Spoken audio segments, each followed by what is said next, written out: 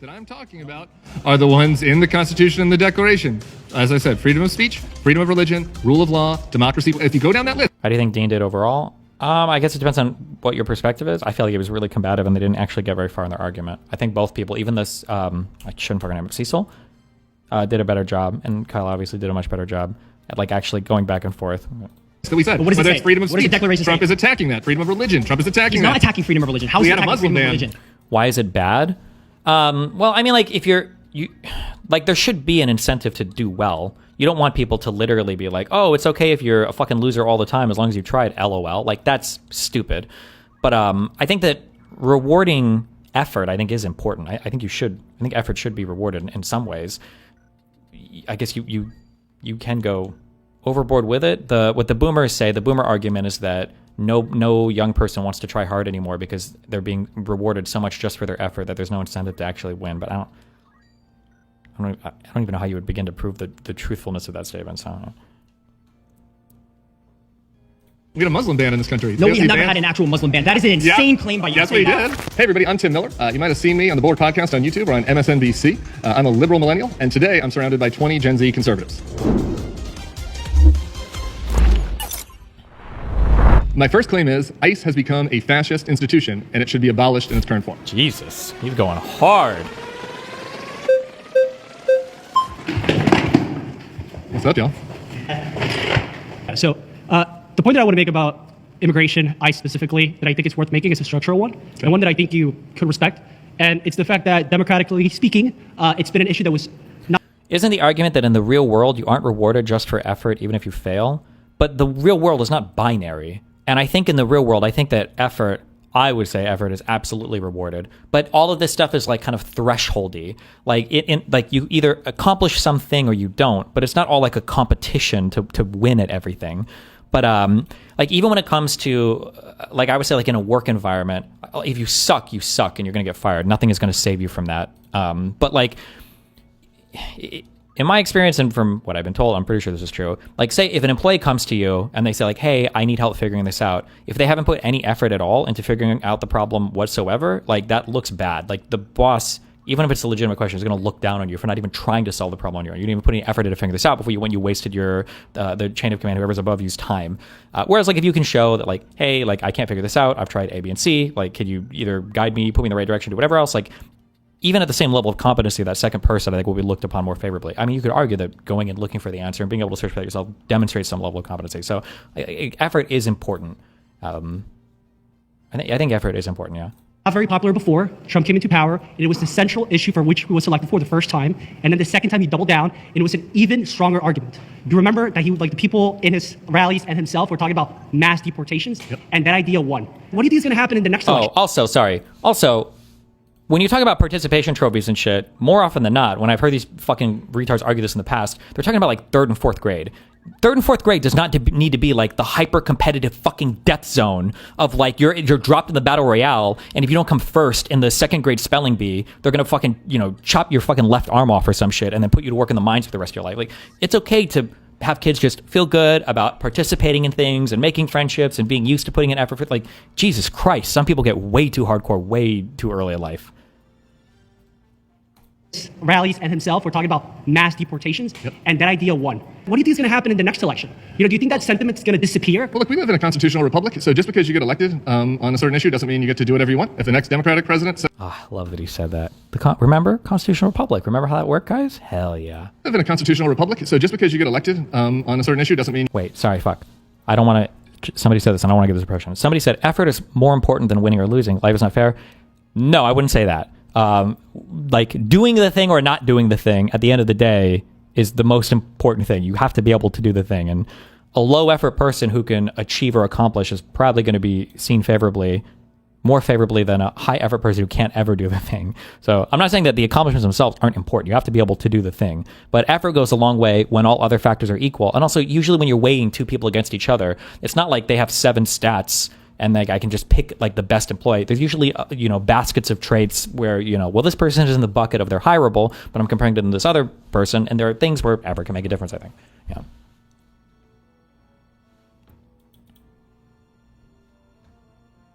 You know, do you think that sentiment is going to disappear? Well, look, we live in a constitutional republic, so just because you get elected on a certain issue doesn't mean you get to do whatever you want. If the next Democratic president ran on a campaign that said, shut down all the evangelical churches because I think they're doing hate speech, and they became president, and then they tried to shut down all the evangelical churches, people would say, that's fascist. That's wrong. You can't do that. That's illegal. What the president has done on the border, we can talk about what's happening with CBP, but with ICE, I don't think that a lot of people that voted for him pictured this. I think that if you described what they're doing in another country, you'd obviously say it's fascist. You got people coming up in unmarked cars. They are wearing masks. They're jumping out and they're asking people for their paper. Is that guy okay? Hello?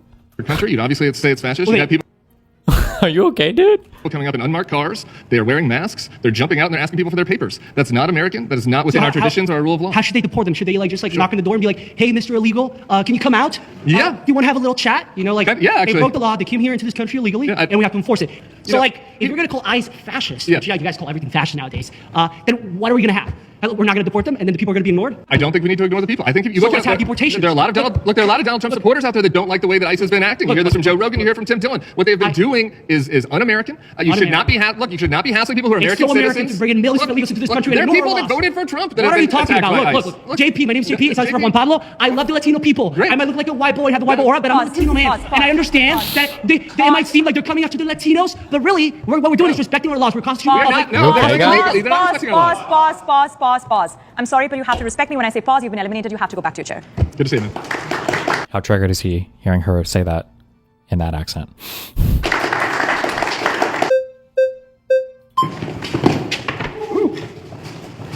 As you can see, I'm pretty well aware of how this deportation game goes. A lot of relatives have to face it, and I got to tell you that it's very well warranted. I find that with the mandate that Donald Trump got in 2024, he got a stronger mandate, in fact, than he did in 2016, and obviously in 2020. He, in particular, had immigration and deportations, by the way, as being one of the strongest issues. Yeah, I hear you. We said this in the last one, though. Again, you don't get to break the law just because you won the election. That's not how it works in a free country. We have rule of law. We have rules. Here's the thing. What ICE has been doing, going after American citizens, going after people, going after folks that look like you and asking for their papers is wrong. Here's an example. Do you have your passport on you right now?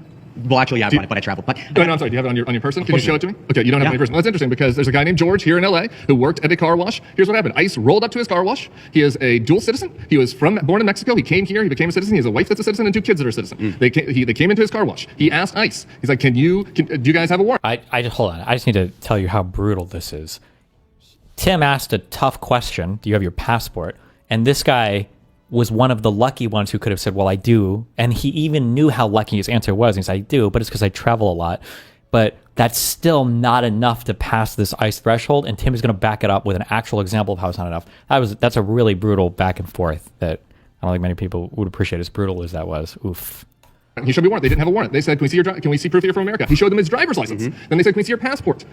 He didn't have his passport on him. They grabbed him. They threw him in the back of a van, and he came downtown here to the detention center. George Redis is an American citizen, got detained by ICE. Just the other day, the New York Times was talking about this, that there was an unmarked car in Chicago driving down Lake Michigan. 2 guys hopped out of the car. They were masked. They jumped out and grabbed these 2 joggers, and they're like, show me your paper. One of the things I've said in the past, like this year, as you debate people, like debating Trumples it's impossible. I don't know how they can defend anything. There are just so many of these examples now where it's like, bruh, you're fucked. There's just no way that you could survive a real conversation about this. This is why you have to talk about like girl cock, trans people, and fucking whatever other weird bullshit you want to make up. Because on the facts of any of these things, all of it is so fucking bad. Oh my God. Driving down Lake Michigan, 2 guys hopped out of the car. They were masked. They jumped out and grabbed these 2 joggers, and they're like, show me your papers. I'm sorry, this is not mass deportations now. This is hassling American citizens. This is breaking the rule of law. It's also He also brings up a good point, too, that I will bring up at the end of these 4 years, because it is true. There are no mass deportations, and it won't happen. Because just think about the numbers they're giving you. 30 million illegals, supposedly, under Biden. You're going to mass deport them by rolling up in masked cars and taking them out 1, even 10 or 20 at a time? How many vehicles, how many of these raids would you have to do? Like, let's assume that every big raid, we got 10 illegals. Let's assume the 30 million number is real, which is retarded. We won't even add the other 13 million that were here illegally. Let's assume you get 10 illegals every single time that you guarantee, which is already more than you're going to get, right? So that's 3 million raids that you have to do in, we'll say, 365 days and divided by 4. Is that correct to do the division like that on that? So you'd have to do 2,000 of these raids a day? Every single day, and then catch, let me check my math, 2,000 raids a day, 10 illegals per raid you catch, times 365 days a year times 4 years. Yeah, you would have to catch, what was that, 2,000 illegals a day doing these, or you'd have to do 2,000 of these raids a day or whatever. Like, this is retarded. The numbers don't even remotely work out to be what you would need them to be for your mass deportation. It's so stupid. It's so fucking stupid. Anti-due process, and it's wrong. The anecdotes you bring up are actually relevant because I could do the same thing for Medicare abuse and whatnot, but I'm not calling for drastic reforms or even an abolishment. You're calling for an abolishing of... They jumped out of the car, they were masked, they jumped out and grabbed these two joggers, and they're like, show me your papers. This is, I'm sorry, this is not mass deportations now. This is hassling American citizens. This is breaking the rule of law. This is anti-due process, and it's wrong. The anecdotes you bring up are actually relevant because I could do the same thing for Medicare abuse and whatnot, but I'm not calling for drastic reforms or even an abolishment. You're calling for... How is that even remote? Medicare abuse is not somebody violating somebody else's constitutional rights. Number one. Number two, we know the numbers for this abuse of fraud. It's, as a percentage, is relatively low of the overall Medicaid budget. Like, what? How is it even remotely comparable? For an abolishment of ICE as we know it. Now, you're pointing out the fringe cases. These are not fringe cases. They're happening all over the So country you're all the saying, time. okay, so I'm arguing that the vast majority of the people that are getting deported are illegal aliens. You're pointing to a small percentage of folks that are getting deported because of obviously anything that the government does, there's going to be mistakes done. And I feel like the majority of the people of the country voted more than they did for Kamala for such things to happen. And so what you're pointing to is, I think, to be Like I said, something that's an abstraction. there are many people that voted for Donald Trump that have already said they're upset about this. Prominent podcasters have said that they're upset about what he's okay. doing. So just because he voted, it doesn't mean he gets to Okay, act so in 2008 illegally and act with impunity. No, all right, so ICE is about to have a bigger budget than the entire military of Israel. It's an insane way. Thrilled about that over there. It's an insane way for us to be spending our resources in this country. They're hassling American citizens. They're hassling people who are here on legal visas. They're demanding their papers like this is East Germany and the Stasi. That's not how you act in a free country. You can do border control and you can do deportations without having masked guys coming and grab you because of the way you look. Well, if that's the case, then how come CBP and the other things before ICE and before Trump haven't been working, and that's why the people elected Donald Trump in the first place? So then what would be your solution that would be some sort of a middle ground? Because it seems like you just want to get rid of the whole thing. What do you mean? No. ICE just started in 2003. We had Immigration Naturalization Services that was inside the DOJ. It happened the entire history of our country up until 9/11. There were plenty of ways to deal with this. We could have the FBI go after criminals. We could have the DEA go after drug dealers. We could have the CBP go after the border. This isn't working. What is happening now isn't working. When you are illegally detaining U.S. veterans and putting them in prison for 3 days, that is not working. That is not what happens in a free country. That's like when Republicans brought up death panels for Obama. That is not a fringe And by the way, case. you say that Oh some my people like Tim Dillon don't support Trump anymore. Didn't Obama lose a ton of support in 2010? So what's your The death point? You lose some panels. sort of coalition. My point is that in a free country, just because you get elected, that does not mean that you can start to do illegal things. We still have rule of law. They are doing illegal things all over the country. Okay, you're saying he's doing illegal things to get rid of everybody who is illegal. How do you think it makes sense for a masked person to jump out of their car and go and grab you? Well, how is that legal? So there's no due unmarked police process. cars before ICE did this. Well, they give people Is that not okay? they give people due process. How so? As compared to people that are already not even citizens in the first place. I don't understand the question. All right, so here's... Clappa. Hello, nice to meet you, Tara. Hey, Tara, nice to meet you. So I guess I just want to know first, kind of a personal question. Do you know anyone who's been deported? Do I know anybody personally that's been deported? No. Like personally? No. Okay. I do. I know a few. I mean, I've interviewed some people, but I don't have any. And they're Really, tell me bad about some of the people. interviews. How long were they here for? Look, I think that there have been people that were brought here as kids that got deported. We did a big thing on MSNBC. Jacob Soboroff was doing it with somebody whose mother had been here for decades. Decades, you say. So that's interesting. So that's a lot of time to put off doing the process of becoming a citizen. Sure. So what do you think we should do about that? I think that there are a lot of other punishments that we could give somebody besides deportation. No, Somebody that's been in this not country. punishment. I'm talking about the solution. Let's back up from when the law enforcement begins. Let's go back to when they realize they are here illegally. Maybe they turn 18 as a child, or maybe they know as a child that they are an illegal citizen. What do they do next? I would assume that they go to college, they stay in the country, they work, they go to church, they make friends, they try to do their best in When a do free they fill out their country. papers? When do they take the initiative to become a legal U.S. citizen? If your parents brought you here illegally, you can't take the initiative. You have to go back to your home country first before you do that, unless you're under DACA. And it's complicated. There are a lot of different rules. I guess my point is the individual choice that you're trying to get to. That question, a lot of individuals break a lot of laws, right? And we make decisions about how we want to punish them and how we want to enforce them as a society. Like for example, have you ever borrowed somebody else's Netflix? Well, hang on, back up a second. Hang on. So we're talking about legal citizenship. We're not talking about a streaming platform. But I just want to visit this topic. I'm just curious. So have you ever borrowed I just want to anybody's revisit this Netflix? child. Yes. Well, I want to revisit this issue with the child whose parents are illegal immigrants. Yeah, great. Let's talk about that because this child is in America, right? Let's say they're going to a public school. Yeah, great. It's probably, most kids know what's happening. Why can't that child say, Mom, Dad, let's get on this. I know I'm an illegal Do you have any citizen. kids? I feel like a good example, a good counterexample that Tim could pull here is like, okay, let's say that they do try to get, the legal process, they do that. Well, how would you feel if you were pursuing that legal process and now you know that ICE is camping outside of courthouses to deport people? Or that there were people, I think this happened to that one, remember the Trump supporter whose, I think it was an Iranian wife or she came from Iran?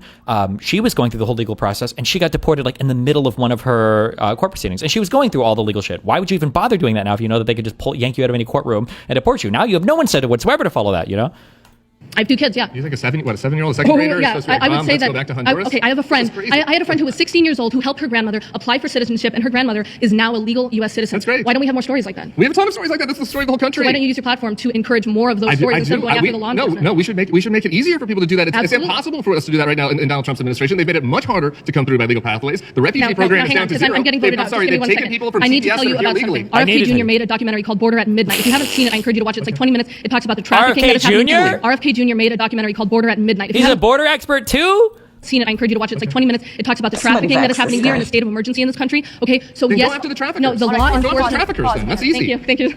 They are. They're blowing them up in Venezuela. That's what she was going to say.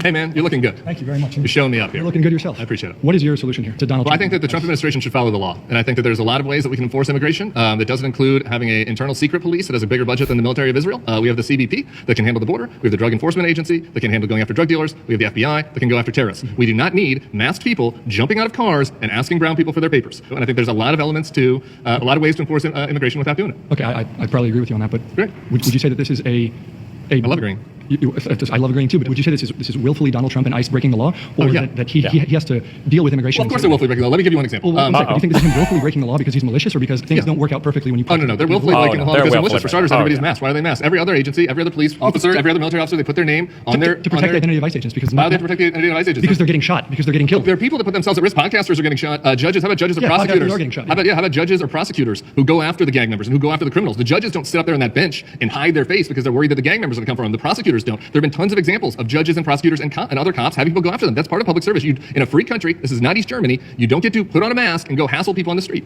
Here, talk about willful. This is what about what they did with El Salvador?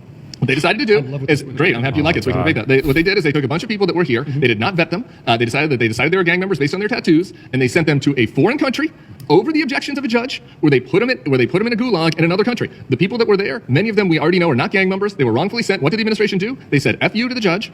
When it came out that many of the people that were sent to El Salvador were not gang members, they made fun of them. They attacked them. It is exactly what happened. The judge told them to stop the planes, and they kept flying the planes to El Salvador. This is an intentional effort to go around the law. Emil Bove said it, and look, the head of the whole immigration enforcement effort took $50,000 in a kava bag, and this is not a group I'm not sure what that that is interest. Well, because it's not. They don't know anything about it. Well, but I mean, again, I think that there has to be a distinction between what the president is trying to do broadly and then how that's practically applied. Yeah, I just think that you don't believe your lying eyes. And look at what they're doing over and over again. They're playing How many people let's go back to George. How many people have been deported? I'd love to go back to George. Rolling now. Hi. Hey, what's up? I'm Tim. I'm Noelle. Nice to meet you. So I wanted to ask you, could you define fascism for me? How would you? Yeah, sure. It is a government that Andrew Wilson debater. cares more about the power that they have than individual rights. Right? It's basically subverting individual rights in service to the state. There's a great book by a guy named Umberto Eco called Fascism. We're going to list out the 14 elements of fascism, but that's the short of it. Okay. Individual rights don't matter. Okay. And then also, in your world, how would you like to see immigration? I guess how would you like to see immigration policies be applied then? Well, sure. I guess for starters, I'd like them to do what they said, which was go after the criminals first. And I think that, again, we have agencies to do that. We have the DA, we have FBI, we have Border Patrol. I'd like to start with that.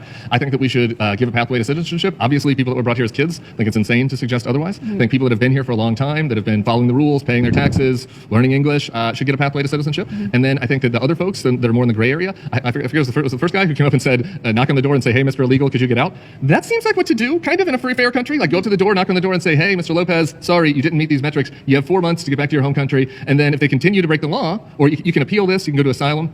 If they continue to break the law, then sure, then you can send in law enforcement. And again, we have CBP and a bunch of other enforcement agencies that could do that. That's just a humane way to deal with this. I think probably has 80% support. Yeah, and I think sensible conservatives would actually agree with a lot of what you said of a pathway to citizenship. I guess. But the issue is liberals weren't doing it, so now we have immigration Hitler, and at least he's doing something about it. I don't think some of your pals would. Would we have any pathway to citizenship? I think that's. I would say that a pathway to citizenship for those who are working here for a long time and for those who follow the legal process, because you can't cut in line, because that's not fair to other people who have been trying to. I have a lot of family as well who came and and so if you cut in line, it kind of devalues everyone who took out maybe loans or borrowed money to try to get into the country legally. You can't get in the country legally now. Oh, but still, there are no legal pathways unless you're a white South African. That's not necessarily. I have family. I have family. That's fine. I have family. I'm Mexican. During the Trump administration? Not during the They've changed the policies a lot during this But what I'm administration. saying We're going to have negative so net that just migration. means that people just come in, that people just break the law. No, we're going to have negative net migration in this country this year. The only countries that have that are like Venezuela, Syria, I want to African address, countries, if I and the can, United States. can I address your claim specifically on fascism? Sure. Because fascism historically has been going after people who politically disagree with you. And what we're seeing right now, they're doing that for what sure, we're too. seeing right now, though, is and I don't I would say that everyone should be treated with human dignity. Everyone, regardless of your immigration status. But that being said, I can still enforce a law and treat someone with human dignity. Do you think Stephen and Miller's treating people with human dignity? I'm not saying that everything that ICE is doing is okay. But my just generally, my you think that they're treating people with human dignity? My concern, What about specifically, I'd like to address the the fascism claim that you made. Specifically the fascism, because we've seen, even for example, Charlie Kirk last month was shot and killed. And so what happens when we use inflammatory flames like fascist, it paints people a certain I hear you, way. Noel, but This is a bad argument for two different reasons, okay? For two different reasons. And none of them are the ones that people bring up, okay? The first one is that, one, you guys have been using all of this language for so long. So if you're going to say that we need to get rid of the inflammatory language, then fine. Then then all of us need to agree to stop, because you can't pretend that like this is a new thing that just some people, like Trump himself has literally used the term fascist, okay? Like multiple times. You can watch videos of this. But the second dog shit claim is, I'm sorry, if the claim is false, then you should speak to the claim itself. If the claim is false, then speak to the claim. Because just because somebody, you know, there might be some things that happen if you identify people, especially whatever else bullshit. If somebody's accurate in their description, then maybe you like shouldn't act like that. You know, maybe you shouldn't be a fascist. Maybe, I don't know. Like, if you can't contest any of the factual elements of somebody calling you something, and you're just looking at the outcome of people calling you something, well, fuck you. Figure your shit out then. Jesus.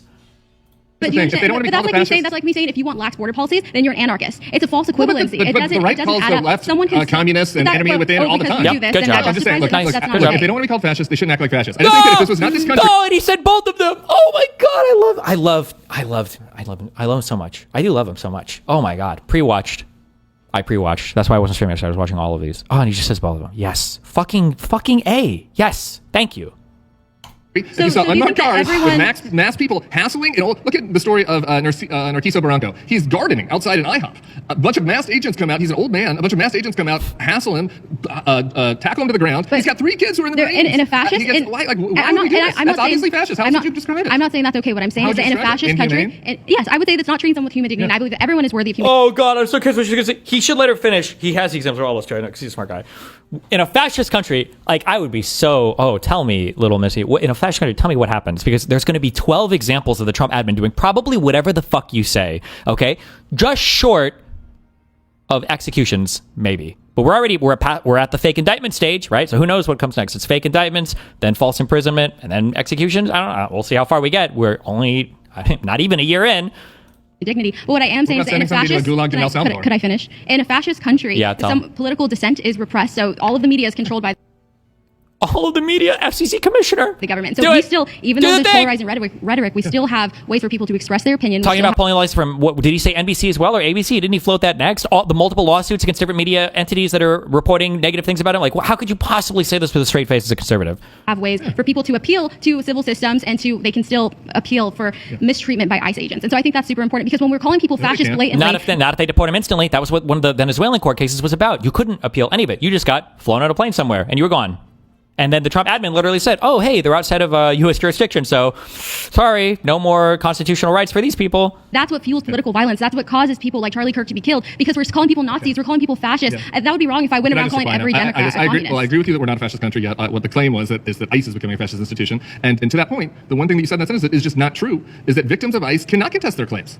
If they get deported back to Honduras, they They're don't gone. have a legal True. pathway. They're a U.S. citizen. There were kids. There was a baby that had a disease, like a rare kidney disease. It was a 5-year-old that was a U.S. citizen, got deported with his mother back to Honduras. The mother wanted him to stay so he could get medicine. That 5-year-old doesn't have a legal And I remedy. would- They're stuck. I would say The that gay that's- hairdresser, I'm sorry, that we sent to a gulag in El Salvador, I don't he ag- doesn't have a legal remedy. They don't have Are you legal referring to remedies. the prison system in El Salvador? No, we calling it a sent gulag? like 200 Venezuelans to El Salvador, claimed that they were gang members, and one Oh of- my God.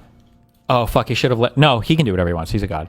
But I was going to say, it sounded like the argument she was about to say was, are you saying that those other countries don't have due process? Like, what the fuck kind of argument is that? Like, oh, hey, so Stephen Banal, you just got dropped off in fucking Colombia because we hate you. Good luck. And it's like, what about my due process? What, are you saying Colombia doesn't have due process? That's not whose due process we're talking about, motherfucker. I did an interview with him, Andre Hernandez Romero. He's a gay hairdresser. Unless he was doing the makeup for Trento I don't think Aragua, that people he should. was not in a gang. I don't agree and with the way and that he doesn't have any redress. I That don't is agree with the fascist. way that ICE is approaching the immigration Oh, great. Well, that's his whole argument. So system. I'm with you there. I don't agree with it. I don't agree with sending American love citizens that. without due process. I'm with you. My concern specifically is using the rhetoric of fascist because it fuels political violence. That is my concern. It's okay to Oh disagree, my God, but I cringe. don't think that So is even an if it's equivalency true? to Nazi Germany. I just don't. I don't either. Thank you so much. Thank you. the conservatives vote people out so fast. A next claim is it is not worth the costs of gun deaths every year to have the Second Amendment. Ooh.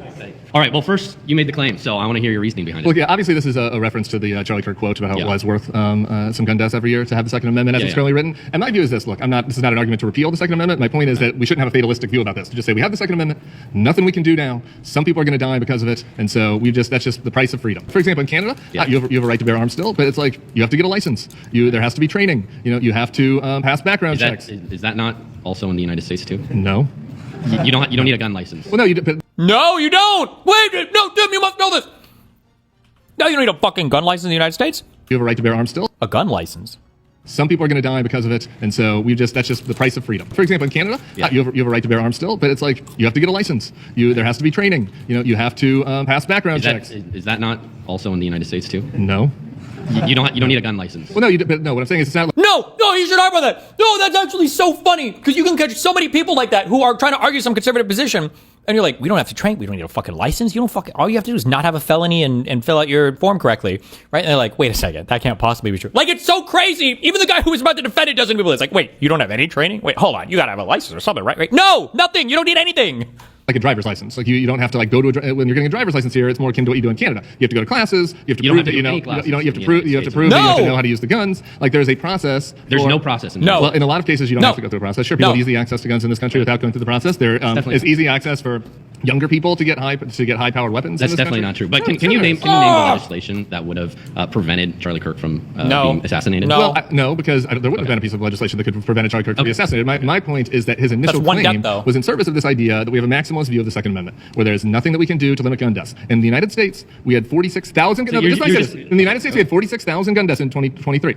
In Japan, they had 10. Okay. In France, they had 800 and something. So, there is obviously many things that we could do to change the cultures, the rules, the laws, and the mores of this country to not have the gun deaths that we do. I don't think the statistics of these other countries. I kind of doubt that there's Japan 10 only. 10. You're not giving me really any piece of legislation that would actually fix these things, unless you're talking about the abolition of the Second Amendment, which we can get into that. And the majority of these gun deaths are handguns. I mean, let's be honest here. They're handguns and they're suicide, right? Yeah, so if we limit that number, if we actually take that into account, it's not really looking as bad as. Well, no, it's looking pretty.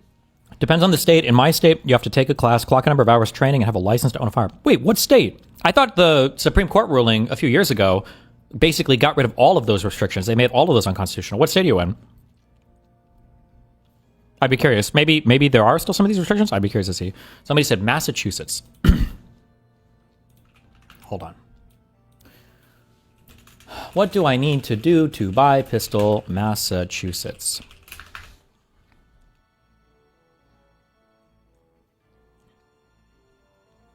It says in Massachusetts you do have to get a license to carry. The AI overview does. I thought all of these things were struck down. Okay, maybe in some states you have to. There's definitely not a federal rule on it. And if you're in any conservative state, you definitely don't have to. Well, I shouldn't say definitely, maybe some, but... Bad. Again, 46,000 versus 10 is a pretty big gap. What percentage? I think about half of them are suicides. And what percentage of that is handguns? Are you advocating a bunch of handguns? I'd like to answer this. I think it's an important question because a suicide attempt via handgun. Now I'm going from memory, so these stats might not be exactly right, but it's something like if you try to kill yourself with a handgun, you get it right 9 out of 10 times, basically, right? If you try to kill yourself using a lot of other methods, if people try to kill themselves, a lot of times it doesn't work, right? And so it increases the number of suicides in our country versus other countries because people have easy access to firearms. In our country, the amount of firearms we have in this country, the next closest country is Yemen. Okay. We have double the amount of them. So tell me, what policy proposals are you proposing that would actually limit this? You can't give me a policy proposal that we don't already have. No, I can give you a bunch that I would be for. I think we go back to the 90s assault weapons ban. I think we should limit high-capacity magazines. But here's the thing. Would any of those have stopped the mass? Yeah, well, yes. I guess that's my point. You keep saying, no, you were on the side of we should just give up, there's nothing we can do. I'm saying we're the only country where this happens. You haven't even asked me my position, so that's not true. All right, so you're trying to refute my claim. I can see a case. I can see a case for universal background checks and things like that. But ultimately, right, the pros of guns, I would say, outweigh the cons of guns. Really? Yes. Well, we already do universal background checks, unless it's a private sale, right?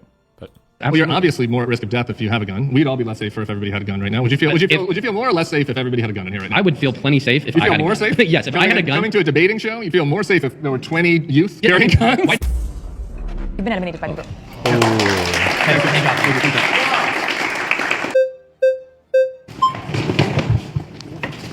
Hey man, what's up? What's up, Tim, right? Yeah, Tim. Dylan, nice to meet you. You packing?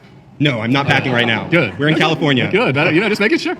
Okay, well, our annual car deaths worth keeping cars in society? I'm glad you brought up the cars. With car deaths, obviously, we're not going to go back to horses. People need cars to so they're net positive to society, right? I would say the cars are, but here's some other things So you are have with guns cars. net positive to society? Here's some other things you have with Probably cars. not. I think they are. You have They're not. there's a million laws related to I love cars to guns, try to though, minimize but- car deaths. You have seatbelt Yeah, like laws, legalizing you have speed, DUIs, you have right? speed limits, making it illegal to do DUIs. So my point is that I think that on the right, there are a lot of people that want to take the maximalist view of the Second Amendment. Should we ban and say- supercars because they go faster or something? Because that would be the argument for like an assault rifle. I don't want to ban supercars. I don't think. I don't know. But my point is that Well, actually, yeah, I feel like the car analogy is bad for a lot of reasons. One, there's way more restrictions on driving, and two, I'm sure there are certain types of cars that are banned. Like there's a ton of restrictions on like what is legal to drive on the road. Fuck, like if your car puts off too much pollution, like depending on the state you're in, maybe even federally, it might not be allowed. I don't know what the federal restrictions are on automobiles, but almost every state is going to have restrictions related to what is street legal or not. Like there's going to be a whole fucking part of your state code or statute or whatever that allows you to have certain vehicles on the road and certain vehicles aren't on the road. if we regulated guns in the manner in which we regulated cars, that'd be a good step. I think we probably have less than 46,000 total gun deaths next year if we did that, and I would be for license that. to get a gun. You have to do certain things to be able to purchase a firearm. Yeah, but again, it's completely That's not true federally. I guess apparently some states still do have like a hoop you have to jump through or whatever. So maybe in the super blue states you do, but there are no federal requirements. Like for instance, in Florida, I can just go and buy a gun. I don't need a license or fucking any of that shit. Now, because I don't have a license, I have to wait 3 days, which is excruciating, to pick it up from between the time I buy it and pick it up. It's either 3 days or 5 days or something. But like other than that, that's it. Comparable to the types of things you have to do to get a driver's license to drive a car. Well, actually, cars have illegals tons can get of driver's licenses in cars. California, Cars so have there's not tons of much- cars have a bunch of safety checks. There are tons of things we do to try to mitigate deaths via cars. Like this. There's also this way analogy more just doesn't make value sense. in Like, what having I'm a trying- what I'm car saying- than having what I'm saying a is that gun. what we want to do Which is important, figure too. out ways to limit the amount of gun deaths. I'm not happy with So the how fact. would Are you you do happy it? with the number of gun deaths we have in this country? Of course not. Okay, so like, are you satisfied? it's Like a- we have way it's a more heart than any problem. I other don't think country it's in a the gun world. problem. We have. Do people have bad hearts in other countries? I think do they have everyone better has hearts? Do they have better hearts than us? Every person in the world is inherently bad by nature. Okay, so then why do we have the most gun deaths here? What the Because fuck? the wrong people are getting guns. You don't think bad people get guns in Yemen or in never said France that. or in other places? I never Like said our that. country is the only place where this is happening. Pause. What? You've been eliminated by the group. Well, Thank you. I had to bring it up. Thank you. How's it going? Hi, Sam. My name's Hannah. So I want to address the claim. Oh, first of all, I want to clarify. You are not in favor of abolishing or confiscating guns, correct? I'm not in favor of abolishing the Second Amendment. I could potentially be in favor of a gun buyback situation with voluntary. For sure. Okay, right. So I also want to talk about, you talked about there's other problems that are facing America, not only that there's more guns, and that's why there's more gun violence, correct? No, I think there's more gun violence in America because there's more guns. I think it's pretty simple to understand. Okay. We don't have anywhere near this level of gun death in any other country in the world, any other first world country, basically Okay. any Western country. If you're under 18, the most likely way you're going to die in this country is by gun deaths. That is not equivalent in other similar Western nations. Right. So I think it's basically the guns. Yes, okay, so more guns equals more gun violence. I Uh-oh. want to address that claim by first of all bringing up how the majority, Nice. or at least almost Just kidding. 50% of all homicides caused from guns are in cities where the gun per capita is much lower than the rest of the country. So, and secondly, I'd like to bring up that from 1990s to the early 2000s, we had a major decrease in homicides by guns, but we had an increase of guns by nearly 50%. So the other thing I'd like We to... had an assault weapons ban during that time. I guess the stats in the cities, this is kind of a funny thing, and I'm glad somebody brought this up because the pro-gun side in this country is always trying to like cut and dissect the demographics down. They're like, okay, so there was a higher percentage in this city or among this type of person or among this demographic. The only reason you can do that kind of statistics is because we have so many freaking gun deaths in this country. Again, there were 10 in Japan in 2023. There were 10. In Australia, there were 236. Yeah, I mean, in France, there were 887. We had 46,000. So it seems pretty obvious. I don't know why we have to come up with other convoluted reasons why we have all these deaths in this Right, country. so I think that there are a few reasons. First of all, I think that fatherless homes is a big part of it. In America, we have the highest rate of any country in the world of one single-parent households, the majority of those being without fathers. Also, 76% of people who commit violent acts come from fatherless homes. Additionally, I think a second problem that we have is releasing criminals back into the street. It's our criminal justice system. The majority, 76% of people that have violent crimes in the United States have a criminal record of some sort, whether that be an arrest, a conviction, whatever. So we need to stop releasing people back to the streets. I agree. And then third, I also want to address your claim that there's this attitude that nothing else can be done. I disagree with that. So I want to point out. So I want to go back to my point about the 76% of people having a criminal record. If you have a criminal record in the United States, you cannot legally purchase a gun, right? So we can agree that if you have a criminal record, That's only, well, they say it here, fuck. That's only if you have a felony on your record, and only if you have a, I don't know if this is federally or if it's just for some states. So this is just saying federal law. But if you do like domestic violence related stuff, they won't you buy a gun. You're not obtaining these guns legally. The rest of them, which are like the school shooters and the mass shooters, they are getting their guns legally. However, these are people. Suicides, it's the domestic violence deaths. I mean, look, there are a lot of other. Again, 25% of the gun deaths in this country. You're making me do math live. Would still have been like 11,000 gun deaths. That's still 100 times more than in Western European countries. I hear you. I think that dads should be in the homes. I think that we shouldn't. Violent criminals. I think we should keep behind bars. But that is like that. That is not like the reason that we have this problem. Like I'm a dad. I'm in the home. I have to worry that my kid, when they go to school, the school's going to get shot up. A person that lives in the Netherlands doesn't have to have that worry, and it's not because of the number of fatherless homes in the country. I disagree that that's necessarily the case, that it's not a cultural thing, for one. I'd also like to talk about the school shootings, for one. I am, myself, 100% in favor of having armed guards at schools. I think that we need to get Was there an armed guard at Columbine? No. Was there an armed guard at Parkland? Yes. Oh, yes. Yes. Do you remember what happened in Uvalde? Okay. The cops, these were the most militarized police you have ever seen in your life. And they showed up to the school, and there were cops everywhere, and little babies were getting murdered, and they couldn't do anything about it. There was an armed guard at Parkland who ran away from the school. Like, one armed guard is not going to do anything. Door lock's not going to do anything. Right. At Columbine, I grew up a mile from Columbine. The deaths that happened in Columbine, people talk about all these things. A lot of it was people were coming outside for lunch, and you can't put these schools all behind fortresses. It's just not realistic. Right. So I'm not really. I have thought a little bit about the practical implications of this. Right. I've done a little bit of mental math on the budgeting and everything. It's more than just one armed guard, for one, and it's not. It's like 20 armed guards. This could be as like Every cops sitting school. outside How many armed guards do you have to need? No! Every school needs to be a fortress of armed guards. Hell yes. Whoa. Hey, what's up? Hi, nice to meet you, sir. Nice to meet you. I would disagree with your point on that there isn't many restrictions in America for obtaining firearms. I just 2 weeks ago was in a 5-hour class regarding training of firearms, and I believe that those are actually required. Specifically in California, you have to obtain a CCW. Rules are different in California. Yes, rules are different in California, that's correct. Yeah. I lived in Texas for last year of my life, and there are still a significant amount of restrictions and regulations and requirements for obtaining firearms in those states, and specifically in Texas, where there's a lot more. What are there in Texas? I thought you could just buy a pistol or a long gun. Am I wrong for Texas? Or... people in firearms in those more rural areas. Yeah. I personally felt a lot safer. I understand that's different person to person. Yeah, I mean, you can't rent a car in this country if you're 24, and you can buy a handgun. In every state, you can buy you can buy an assault weapon in every state. 18-year-olds can buy guns in some states in this country. You can't buy a beer, can't buy a Zyn. Like, there are literally states where you can't get a Zyn, but you can buy a weapon. It's crazy. So you just can't tell me that the rules for getting guns in this country are as strict as they could be. Like, we could obviously add some more rules. I'm not saying we could at least give the do the Zyn standard. I'd say I think would be fair at a minminimum. I would go with the renting car standard. I don't know. 25, you guys would not be probably thrilled about that, but I don't know. Yeah, I don't know why people need an AR-15 if they're 24. That's just for me. There's hunting rifles. There's a difference between hunting rifles Sure. and Armalite rifles. That is a case, and there's different reasons behind those. But no, I disagree with that. Just saying. Wow. Thank you. Thanks, man. Good to meet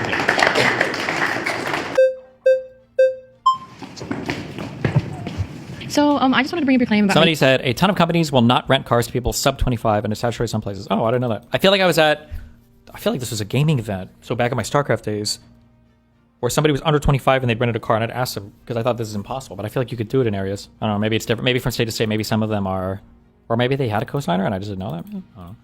You said in certain places, like an 18-year-old can own a gun, can't do all these things. Yeah. Would you consider the fact that their life they might be in more dangerous places or live by themselves in which they feel that they need to purchase a firearm to be protected? I myself are a 20-year-old. If I lived by myself and a 200-pound man comes in trying to rob my home, I feel that if I had a firearm, first of all, if they were to think that firearms can be owned by anybody, that reduces the amount of them coming into my home in the first place. And second of all, if I were to have a gun, that is an ultimate equalizer. I cannot fight a 200-pound man off. And for me, it kind of raises the security. You might be able to. Hey, look, here's the thing. I understand that some people are going to want to have guns for their protection. I understand that makes people feel safer in a free country, that you want to, within certain limits, want people to be able to do things that they feel like they need to do to protect themselves. I get all that. But here's the thing, like, the facts just don't bear that out. Like, if you have a gun in the home, you're 500% more likely to be killed by that gun than if somebody that doesn't have a gun in the home. I'm also much more likely if I live in a city where, like here in Los Angeles, I could present you with, in 10 to 12 miles from here, you can go and buy a 3D printed gun for cash anywhere. There are several places where you can do that. And in a place like this, I feel that I would need to protect myself individually. And whenever there's government outreach and they take the rights away from people and they take the rights from guns, the gun violence is higher. It is actually not lower. And Again, that's just not I've true. never heard that in this before. country, I have one of the people, maybe it'll be you, we have 3 minutes left, will come up here and explain to me how Japan only had 10 gun deaths. Like, it isn't. We have a way bigger population density that is much more proportionate than Japan. We have a very big, more wide country. 10 to 46,000. They only have really one major city rather than... Australia had 236. France had 800. So, like, we're the only country where this happens. It doesn't make people safer. I'm sorry. I understand that people might want to feel like it does, but having all these guns in this country are... people safe. How do you think that people are going to keep themselves safe individually in their own homes? If I call... Listen, as somebody who likes guns for self-defense, or well, I just like guns. Like my understanding is you don't even have to go to these other countries to do the comparisons, but I thought there was a big study on right to carry laws. And when you expand these right to carry laws out in every state, basically when you use other states as controls, whenever you expand access to firearms, necessarily all firearm death just increases. And that if you look at like people who are defending their home against invaders, you're like just as likely with a baseball bat to successfully fend off a burglar as you are with a gun. Now, intuitively, that doesn't make much sense. It doesn't seem to make much sense. So I don't know if it's people are shooting themselves or fucking up or not grabbing their guns or whatever. But I'm not aware of any study or data. And if there's something in the contrary, I'd like it because, like I said, I like guns. But I'm just not aware of any data that demonstrates that if you have firearms or if you expand access to firearms, people become able to defend themselves more adequately against burglary situations. I don't think that's borne out in any data anywhere. Police and somebody is trying to attack me, I have no time. Sure. Again, I have no time. Well, for starters, I would do education. I think if people want to have a gun in their home, want to keep it locked, want to keep it in a safe, I'm for that. Again, I'm for you doing that if you want. I'm just telling you the facts is you're much more likely to accidentally kill yourself with a gun than you are to kill an intruder who ran in. But you would have that legislation in that classes in those educations to not do that. So that is in place. So if you rightfully own a gun by law, if you own a gun lawfully, you will make sure that you have the education and steps you need to not kill yourself with that gun. The claim is that this seems a lot of us seem to agree on this stuff. The claim is that it's not worth the cost of some gun deaths to not do anything. But no matter when you give out the gun, there are going to be marginalized parts where mistakes are going to happen. There are going to be bad things. That's like, would you consider that if you're going to kill yourself with that gun, like you mentioned homicide, how about instead of trying to take guns away, would you rather give maybe that funding or set up some sort of mental health system that can keep I love mental health funding. Who's for more mental health funding in here? And oh, really? Everybody? Why don't any Republican elected officials for that? Not in red states. In red states, they're slashing mental health funding. The point I'm trying to make is if we have a drunk driver that crashes because they're drunk, are we going to ban cars? No, we are going to focus on. No, you're going to make drunk driving illegal. You're going to make drunk driving illegal. Yes, and it is illegal, but we are not going to make guns illegal because certain people do certain things with them. Are we going to ban cars for everybody else because one person does one wrong thing? You're going to make drunk driving illegal. We already went through this with the other guy. There are a lot of restrictions that you can have. Thank you. Good to meet you. 1.5 minutes. Nice. Oh, they all want to get there. Isaac, good to meet you. I want to go back to what someone else brought up earlier, that it's not a gun problem, it's a heart problem. You keep going to this fact of Japan only has 10 gun deaths. How many stabbing deaths do they have? How many car deaths do they have? Way less. How many suicide deaths do they have? They still exist. Way less. Yeah, of course. And so way less, though. we already are at a point trying to mitigate harm. Okay, yes, we're at a point in this country where there are more guns than people. We can't go backwards, we can only go forward. These are the cards that we've dealt with. Sure. And so you can look at Japan, you can look at Germany, which has a lot of gun deaths and stabbing deaths, France, the UK, Nicaragua, tens of thousands of people are getting slaughtered. Are you trying to be Nicaragua? No, what I'm getting to the point is it's not a gun problem, it's a heart problem, and frankly it's a lack of having Jesus in your heart problem, because we as a society, we as a society and globally have got.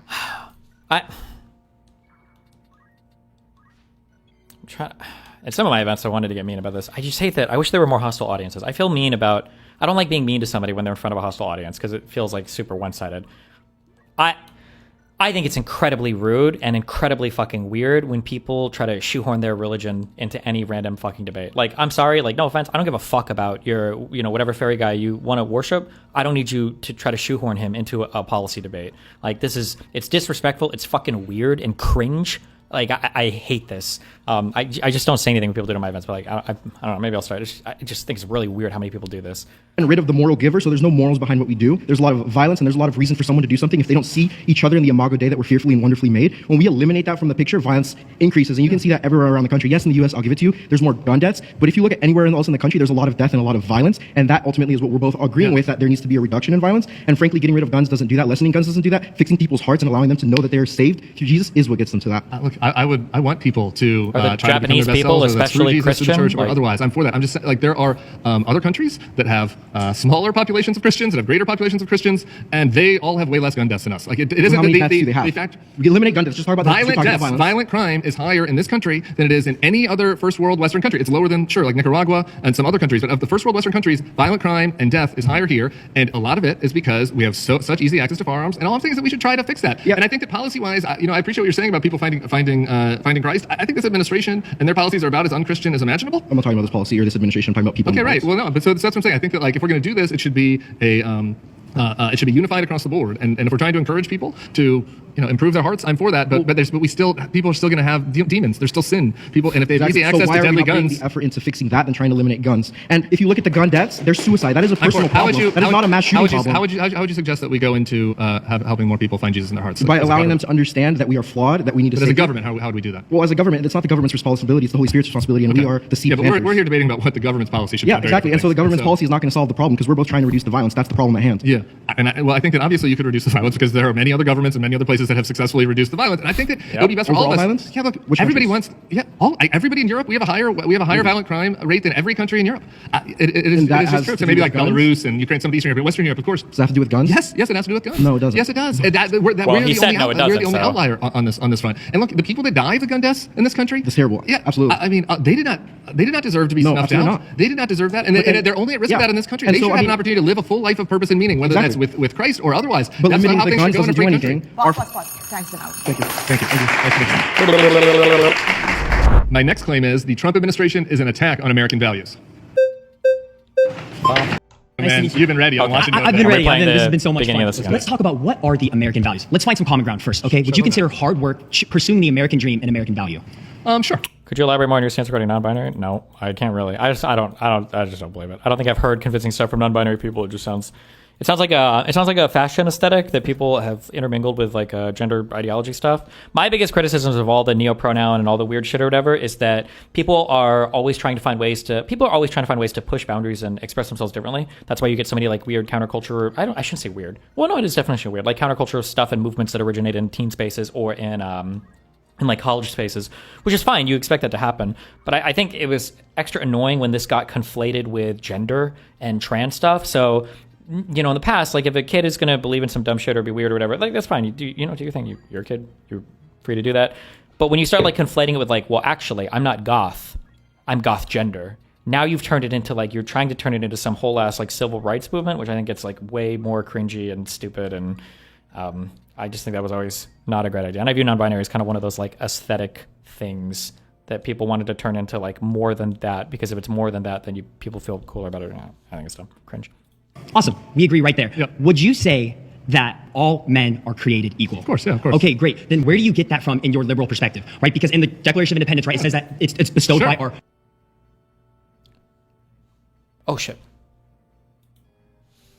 Fuck, never mind. Wait, where do you get that in your liberal perspective that all men are created equal? This is about a liberal government. He's going to say the rights come from God. It's such a bad reading.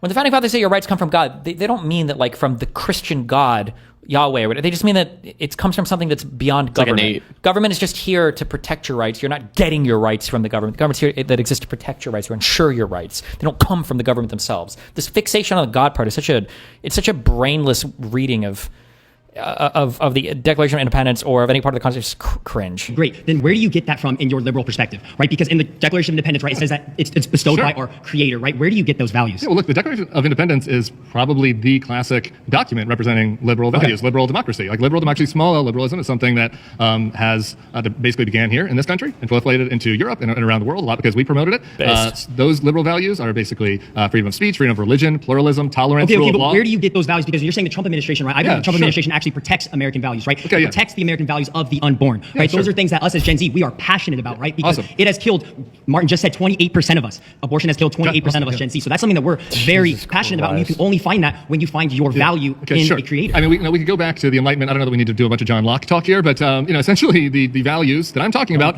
are the ones in the Constitution and the Declaration. As I said, freedom of speech, freedom of religion, rule of law, democracy, pluralism. That is the foundation of what America was founded on. That's what the founders wrote about. You can go read about it in the Federalist Papers. But they And had all those those Judeo-Christian values that were instilled from the beginning. I hear you, man, but you're trying to make this about faith. And what the founders were explicit about was that this country was not founded based on religion. A lot of them were religious, of course. Yes, But we have freedom of religion. Yes, we did have we have freedom of freedom of religion in this country. So if you go down that list that we said, But what does it whether say? it's freedom of What does the speech, Declaration Trump say? is attacking that. Freedom of religion. Trump is attacking He's that. not attacking freedom of religion. How is We he had a attacking Muslim freedom of ban. religion? We had a Muslim ban in this country. No, we He have never banned- had an actual Muslim ban. That is an insane claim by you. Yes, we did. Insane claim. It had to be overturned by the Supreme Court. Pause. You've been eliminated by... Good to meet you, man. Damn, he's mad. Woo! He got super mad. Let's go. What's up, man? Tim. That's good. Nice job. Little Clementine there. We're ready? It's very sweet talk. Okay. I hope so. I would like to know what you mean by American values. Again, so obviously there are a lot, but I'm thinking about the values that were promoted in the Declaration of the Constitution by the founders, the things that make America unique. So if just going through them, I'd say freedom of speech, freedom of religion, free markets, democracy, pluralism, and the rule of law. Those are the things that come to mind. Obviously, there could be other Which ones American are the ones that values. you think Trump is going against? All of them. I mean, when it comes to freedom of speech, right now, you're getting cracked down on this country. If you wrote an op-ed criticizing Israel, you got jailed. Those are Ramesa Ozturk. There are 60-minute, there are media organizations that are getting attacked if they're mean to Mr. Trump. Yep. J.D. Vance said that if you said Wait, something mean about real Charlie quick, so Kirk, do you people think should call your boss. So they're going after freedom of speech. They're shutting down the ICE block apps. Now, like real people quick, with the criticism on stuff, there's a lot that you're throwing at me right now, so I'm trying to keep up. Okay. But Well, there's a with the lot going criticism on. on Trump, I actually agree that there could be a lot of criticism on Trump. I think there's a lot of things that he does that are not reflective of traditional Christian values. So I would want to know, like, just because he... So we can agree on that one. The Christian values, that wasn't really the claim, but let's just do it for fun. What? He is terrible. When it comes to just basic Christian Well, hold on, values, wait, real he's quick. terrible. I haven't seen him really, like, Terrible. say, like, okay, some press, like, can't say certain stuff or whatever. Like, he's not exactly... Well, yes. Sorry, I just got triggered. This is going to be like a show me where Donald Trump passed the law saying freedom of speech is outlawed, right? Donald Trump didn't say that, oh no, he just banned people from the press room who didn't agree with his renaming, his unilateral, singular renaming of the Gulf of America, or the Gulf, fuck me, kill me, the Gulf of Mexico to the Gulf of America.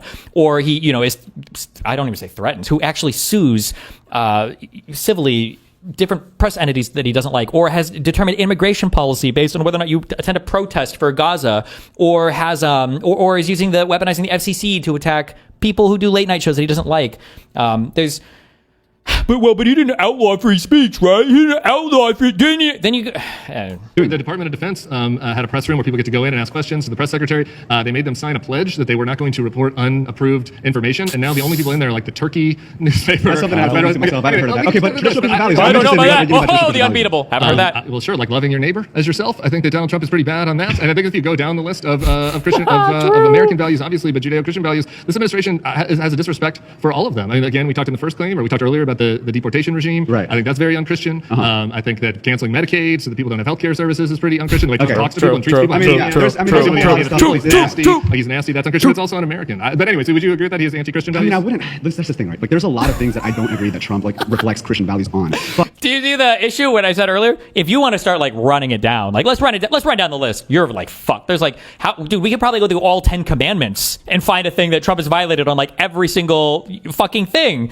There's just, I don't know, man.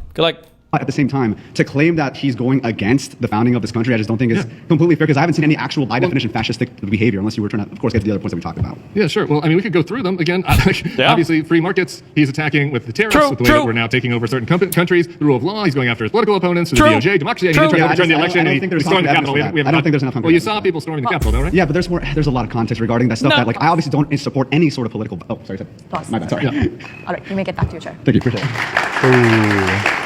Cooked. She was like, shut the fuck up. Bozo. Hello. Hey. My name is Bethlehem. Bethlehem. Great. I love that name. Nice to meet you.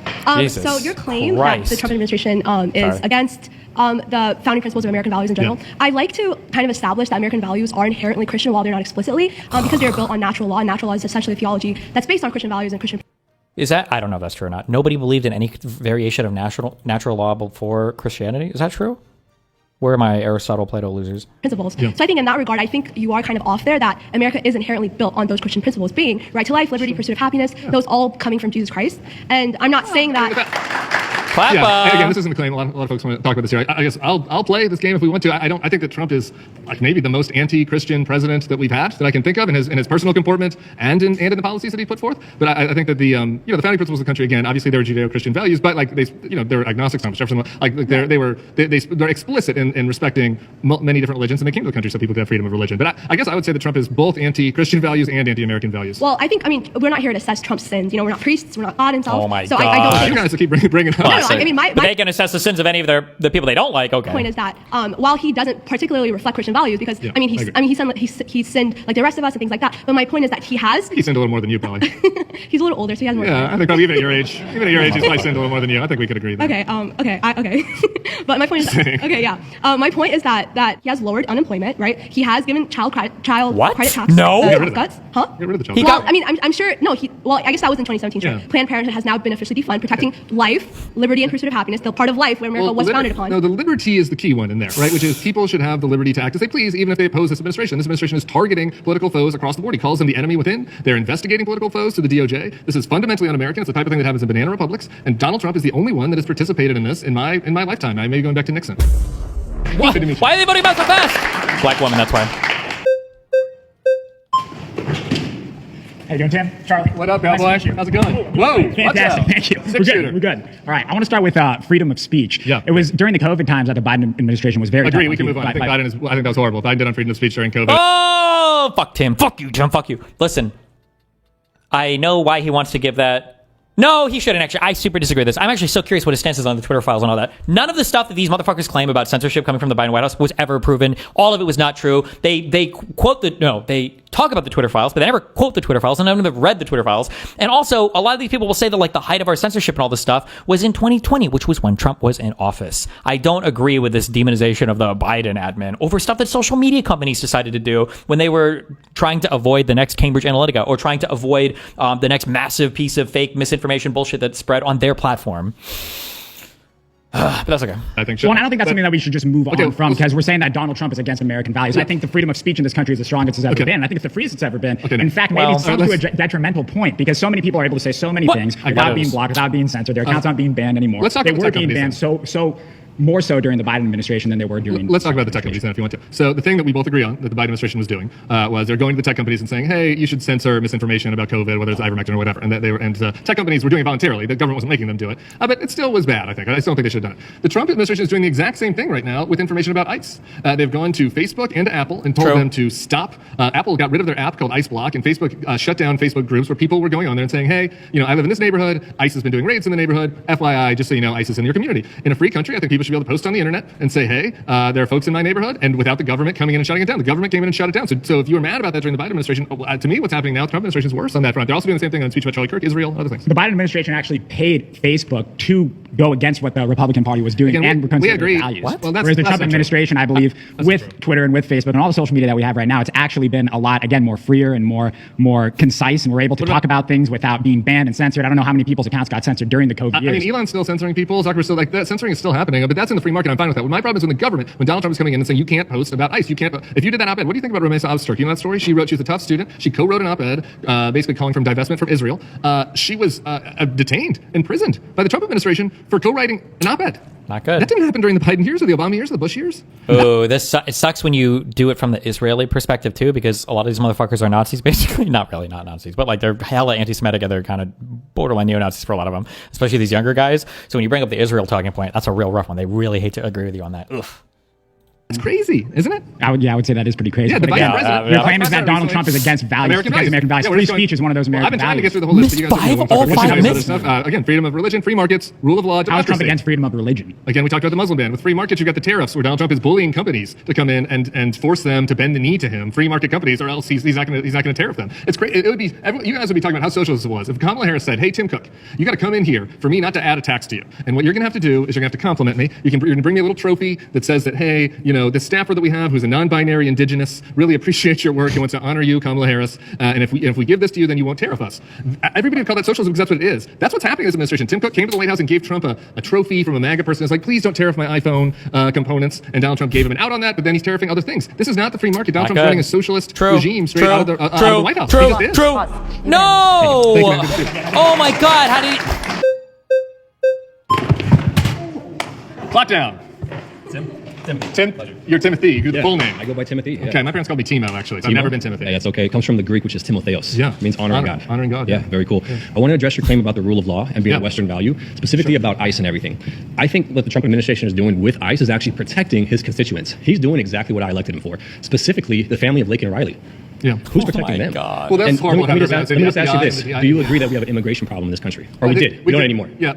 Well, I guess I would say this. We did during the Biden administration. They let in too many people, and that's why the claim, the original claim, is not about Border Patrol. I think we obviously need Border Patrol. And so I think the Biden addressing the rule of law. Yeah, I'm talking about addressing the rule of law here and how the rule of law is not just, part of it is protecting innocent people from being attacked, right? Totally. But another part of it is protecting all of our rights from being infringed by the government. Let me tell you about a guy named George Redis. He was right here. He's a security guard outside a marijuana farm. He's a veteran. He's a U.S. citizen. He was driving to work. They were raiding the marijuana farm because I guess there were undocumented people working there.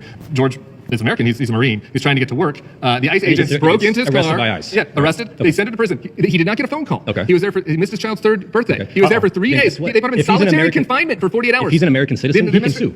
Of course he can, but the administration hasn't said anything about it. But okay, then let's talk about you the people can sue and you can get restitution for that. But if you're an illegal alien, 5-year-old in Honduras can't sue. But if you're an illegal alien, you don't have the rights guaranteed you by the Constitution. Because you already broke the law coming in here. Now, secondly, what I also wanted to talk about is the freedom of religion and the Muslim ban. Yeah. The Muslim ban, you talking about in the very first Trump administration when he said the Muslims can't come in? Yeah. That was a safety threat. That was a safety threat. Oh, so you can violate the freedom. We were at war. Everybody wait, hold on. Like, the irony.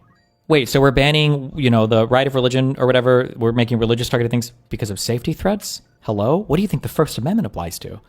Why do you think people, what is the number one thing people cite when they start banning freedom of speech? Are safety threats. What an unbelievable excuse. Ban terrorists. You don't have to ban Muslims. I was during but that you understand that they don't come over saying, "Hey, I'm a terrorist." Well, yeah, sure. That's what they we have. Come over and they guys, say, "Guys, that's why we have no. CIA." This is why you keep being like, No, look, no, there are ways to go after bad people. We've done this in every administration besides Trump. There's a way to go. I mean, there's a way to go after terrorists. There's a way to go after drug dealers without hassling people and having a secret and having a internal police that's masked going after people. One more thing I have to address. Democracy. I hope none of you guys have chosen to go after the democracy point, which I think is interesting. Well, we live in a republic, but the claim that you say that ISIS into secret police is ridiculous, is laughable, and everything. But yes, it is. Yeah, it is. They're secret. They're acting in secret, and it's Donald Trump's internal police force. They're not acting in secret. They have to have a warrant by a judge for each person they do. Yes, they do. No, they don't. For immigration stuff, you don't need to. I don't think you need to could read ProPublica. Have you interviewed someone from ICE on your Actually, I interviewed Dean Cain, who is a Superman actor that's joined ICE.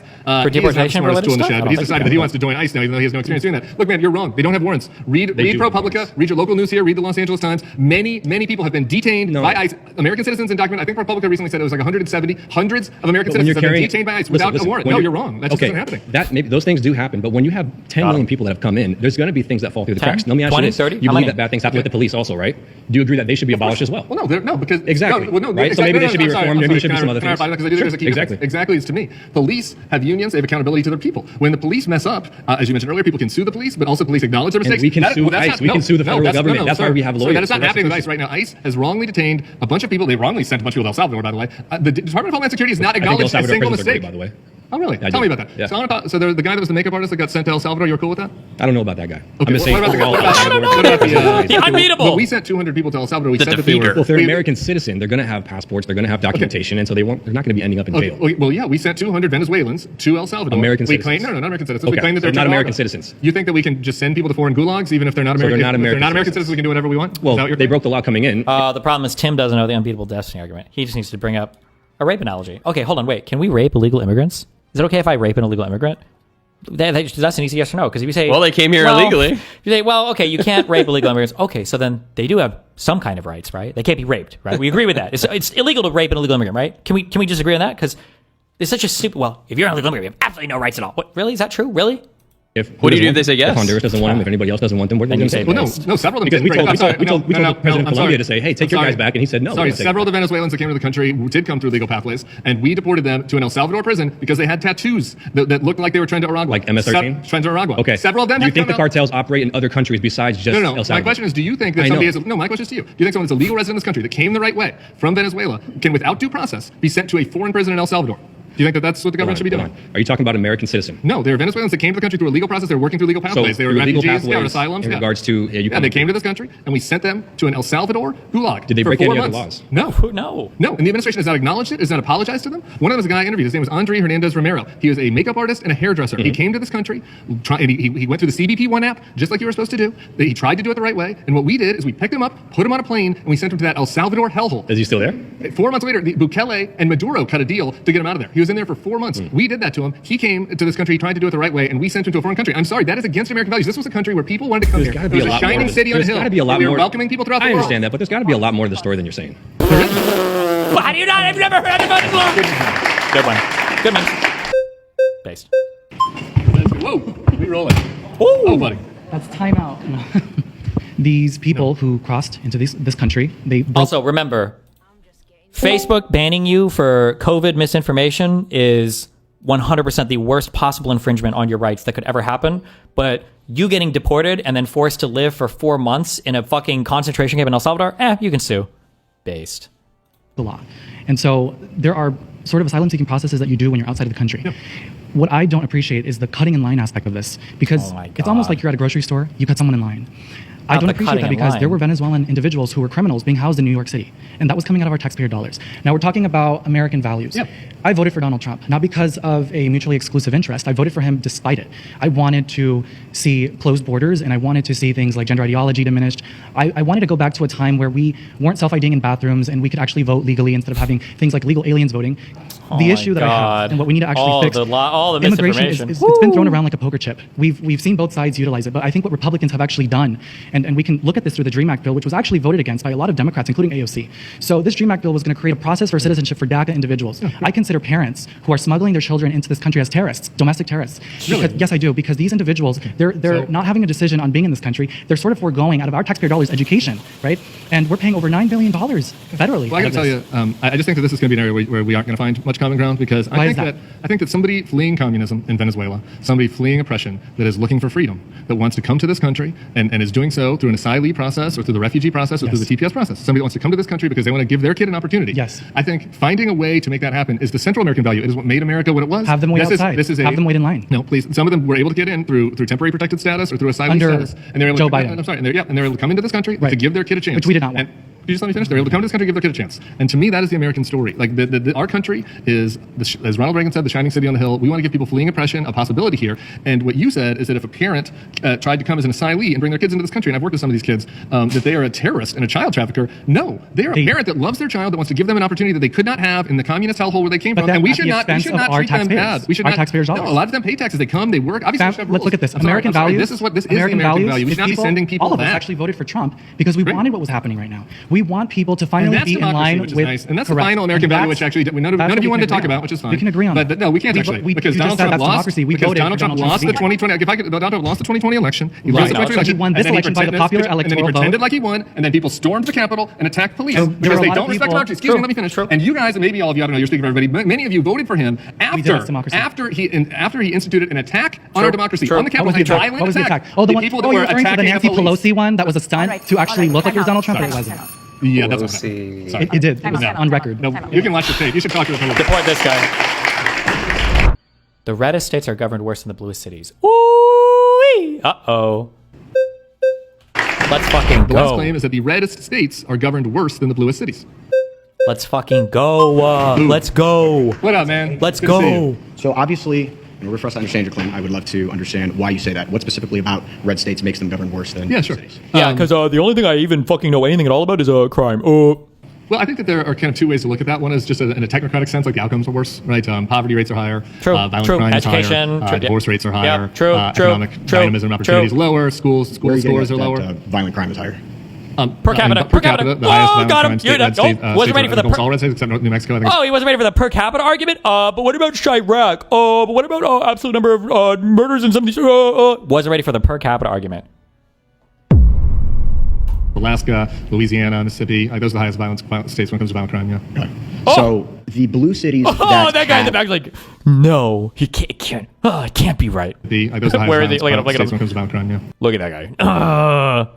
No, it can't be. Oh, no. Okay. So the blue cities that have overwhelmingly more regulation on guns, they have more gun violence. Why do you think that is? Well, I mean, I don't think that's exactly true. There are some cities that have really high. That's not true. Well, there's some cities that have a lot of gun violence. Notice how I'm so curious if people are aware they do this. Do you see the dialogue tree? Right? He asked that first question he didn't give a fuck. What do you mean when you say they're governed better? No matter what Tim said there, he was going to say, well, what about the fact that the cities with the most gun restrictions are the ones with the most gun crime? Chicago, Illinois has some of the toughest gun restrictions in the country, and they have some of the most violent gun crime, so it seems like liberals not working, right? Like, he was going to always ask that next question. It's like Chicago, and a lot of the guns are coming in from... They have some of the strictest gun regulations in the... Yeah, but again, you have more violent crime. What do I say? I live and breathe these NPCs, okay? I know the NPC programming, okay? I live and breathe it. I say they're the most predictable motherfuckers in the universe, okay? In places like Tennessee than you do in places like Massachusetts and New York. That's true. No, not even New York. Let's take Chicago and New York, who have some of the strictest gun violence. Chicago's a horrific example. A lot of those guns are coming in from Indiana, yeah. Okay, and how are they coming in? People are trafficking them for Indiana, and they should be stopped. Them? Okay, so they're coming in illegally. I don't know why you're whispering it. Well, they're coming in illegally, right? Yeah, sure. But they have the regulations to crack down on the guns. So you're telling me that regulation doesn't work? Well, no, regulation certainly does work. Wait. So then, should we not have any immigration laws because the people are coming in illegally anyway? So we should make it so that we just accept it, or like what is this argument? What? In certain cases, there are ways to limit it. Why does it work in Chicago? Yeah, but again, because they have strict gun problems. They have strict gun regulations. You're trying to do the debate bro thing with me, like, but it just isn't working because the facts are not right. Like, the states that have the least gun violence are blue states. There's places like Vermont and Massachusetts. I'm sorry. The gun violence. You know why? Here's why. Because the gun violence, like you hear about, like we have one out. There's still one out, okay? You need to channel your inner gamer. You need to look down at the letter N on your keyboard, okay? That's your one out, okay? Well, you're going to say Massachusetts is less violent than the blue. What about the black people? Let's do black people. You have one out. You can do it. You can do it. You can do it. Crime, gun violence, and there certainly is some of that, particularly in Chicago, where it's really bad. But there is a ton of gun violence that's happening across rural America related to domestic violence. And having guns in your home just leads to suicides, leads to wives being menaced and killed, and like that is happening all over the country. But there's a lot of other factors that go into the fact. For example, in the rural areas, they're going to have less deterrence from the community. Not everybody lives together, so they don't have the threat of their neighbors shooting at a robber. For example, they have less law enforcement. The time that it takes for law. What are we talking? Is this like XCOM, like covering fire on my neighbors on Overwatch, so I can't be robbed right now? What? This is the most convoluted. I've never in my life heard this particular thing brought up. Did he fanfic this argument? Like, well, he's in a neighborhood watch. In rural communities, you're more predisposed to being robbed because your neighbors aren't covering your property with their own sniper fire. What? Enforcement don't have the threat of their neighbors shooting at a robber, for example. They have less law enforcement.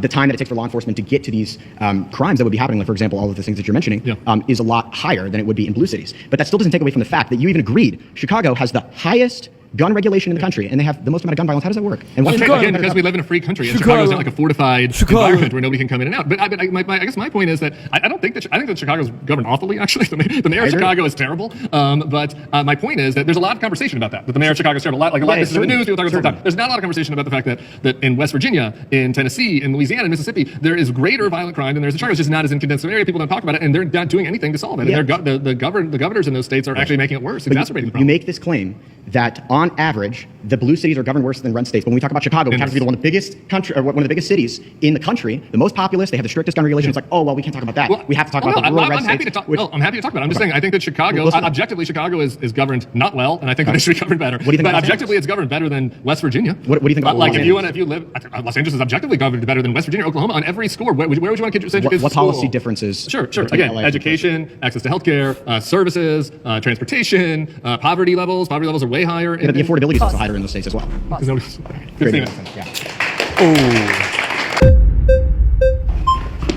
Hi. Hey, it's Noelle again. Yes. Good to see you. Good to see you again. So I know a lot of things were mentioned, and just to kind of level the playing field and find common ground. Okay. You mentioned, kids dying because of school shootings. I'm with you there. My heart breaks every time I hear something. I want something done about that. Like, same when we look at. I wish we had teachers with guns, then we could protect the kids. Immigration, human trafficking, kids being trafficked at the border by the cartel. True. Horrible. So all of the violence against children. I want something done by that, and I think it's horrible. That being said, and I think we can agree on that. Trump when we is look doing at blue more. cities, they have some of the most extreme abortion policies. For example, Cesar San It was even Angelo more in Washington retarded. D.C. They were justice for the 5, and they still haven't received justice, but they were 5 babies that were aborted at the 3rd trimester. And so we see these cases. By the way, that Justice for the 5 story, I read this in case Lila would bring that up. This story is crazy and it's bullshit. A bunch of anti-abortion activists basically invade, I think, this Planned Parenthood. I don't even know if it was just a single time or it was over the course of some time. And at some point, somebody makes a phone call saying hey, there's some anti-abortion advocates who have a bunch of fucking baby parts in their fucking house. You want to go check that out? And their claim is that all these baby parts belong to 3rd trimester babies that were illegally aborted in some Planned Parenthood. There's no evidence of that whatsoever. They literally stole these corpses from, it was either from Planned Parenthood or something else. And they got, obviously, there was I don't know if they were all arrested or if there are charges levied against them, because you can't steal fucking baby corpses and shit for these places. And that's the DC-5. It's just the whole story is insanely fucking.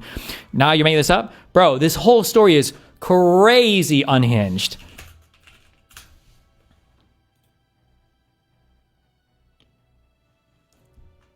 I don't know if there's an easy YouTube video about this, but.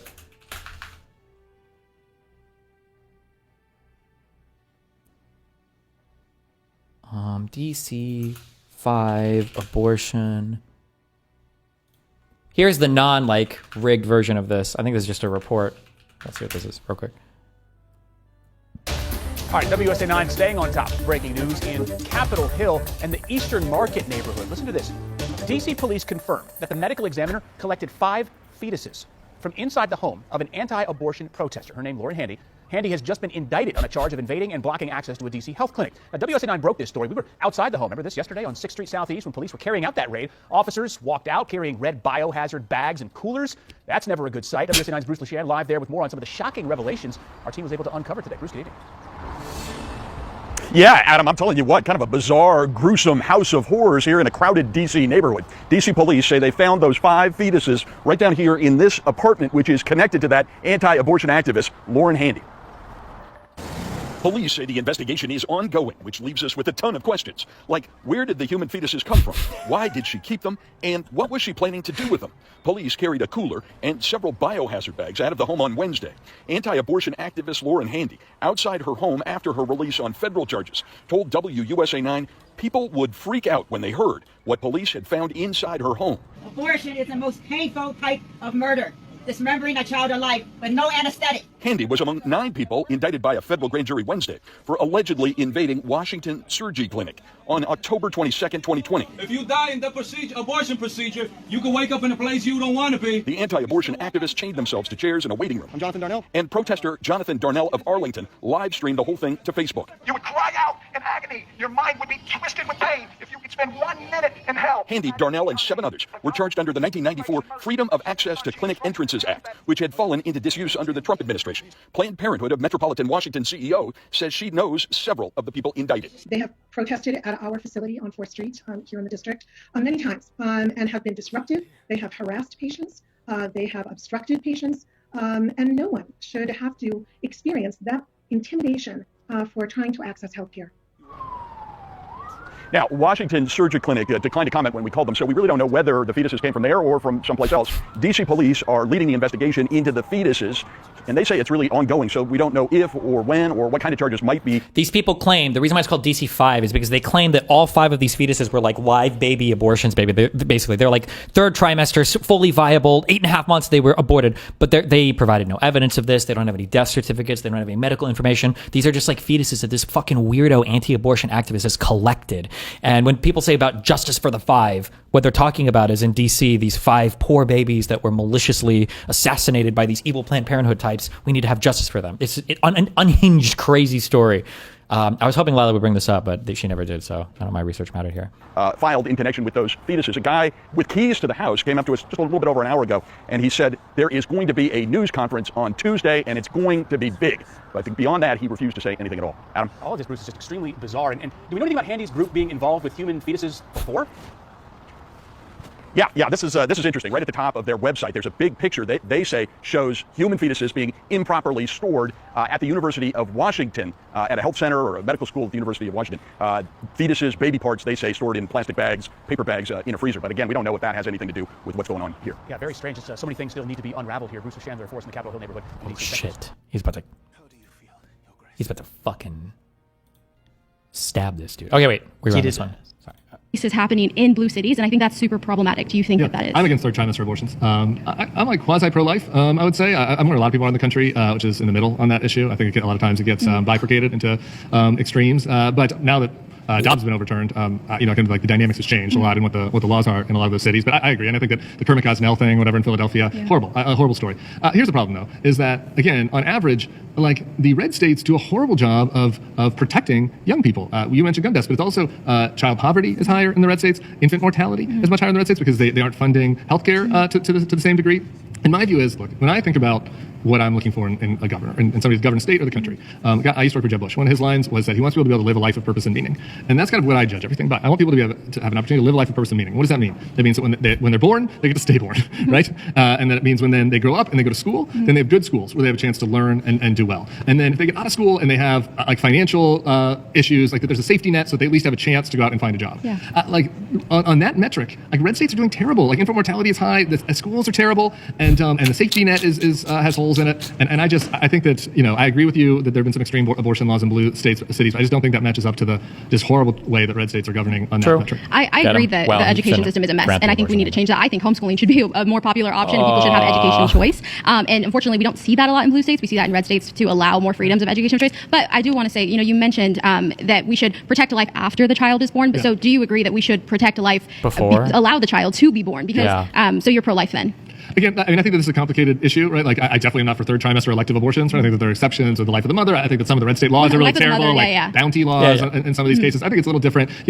the abortion isn't the issue. Like, we could probably sit here and debate the 6 week and 8 week. You know what I mean? Like, I think that there are different lines on there. But I guess my point is that I'm for that.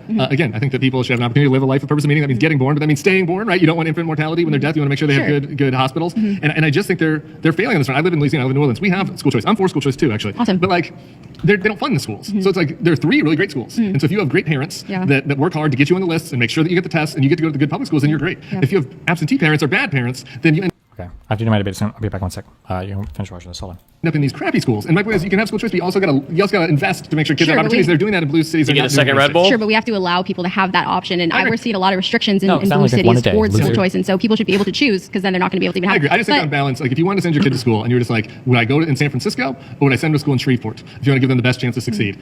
I think pretty much everybody would say San Francisco. There'd be some weird woke stuff that they learned, but like they would get a good education, and like there is not that investment happening in red states. But what we're seeing in blue states is we're seeing a lot of governors and we're seeing a lot of mayors be very adamantly pro-choice. Like, they're not advocating for any sort of restrictions on abortion. I think that's super problematic, and I think we can agree on that. And so if you have governors and you have mayors who are saying it's okay to kill children, I don't really trust their judgment if they think murder's okay. Yeah, again, and I think that there are differences of opinions on abortion. Thanks so much. Good job. Thank you.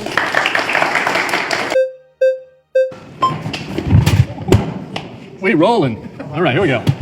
So I think when you look at blue cities and red states, one of the things you see a major difference in is like investment in terms of what private companies are investing in. You know, like New York City, San Francisco, you have a lot of these tech companies that are also hiring a lot of white collar workers, right? Whereas some of these blue or red states you're talking about, Mississippi, Louisiana, used to be blue collar states that are now blue collar jobs have dissipated from and gone overseas because of, you know, free trade and stuff. Let me object to that. Let me give you one example. Sure. So again, as I mentioned, I live in New Orleans. I was thinking about this. So I was trying to come up with a good example. If you just go up the Mississippi River, right? So let's take out the coastal states, because I do agree they're kind of different in the kind of economy it is. You just go up the river, you got New Orleans, Memphis, St. Louis. They're all in red states. And then you got Minneapolis, St. Paul, that's in a blue state at the top.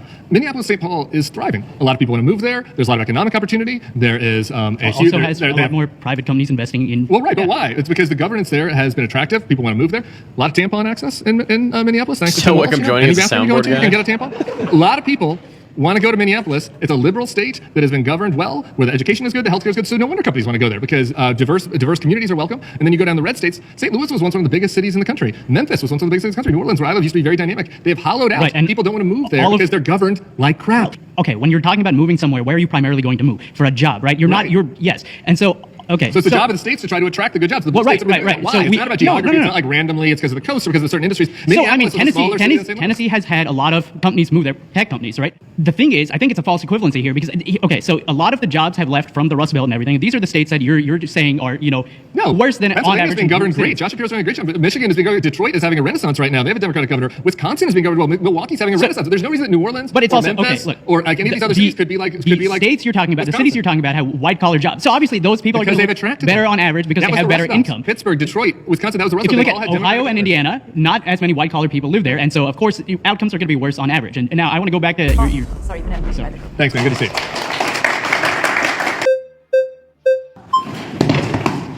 Welcome back. What was it, JP? JP, yeah. Good to see you, man. Sam, I see you again.